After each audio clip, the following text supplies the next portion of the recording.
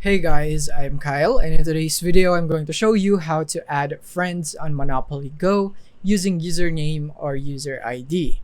So let's get started. So a lot of you has been asking me on how you can use your user ID to add friends on Monopoly Go, so I'm going to show you the answer right here.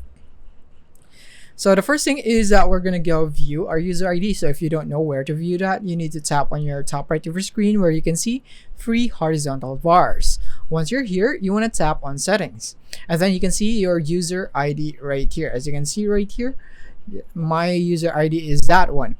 So the answer to this is that you can see your user ID right here, but you cannot use this to add friends. I think this is purely for technical reasons. Like for example, you tap and or you reach out into the customer service of Monopoly Go, and then they would ask for your user ID so that they would be able to solve the issues on your account and they would be able to pinpoint your account. But yeah, as it stands right now, it is not available for use for adding friends. The only way that you can add friends right here in Monopoly Go is going to friends and tap invite, and then you would need to send them the link right here. So yeah, that is basically it for this video.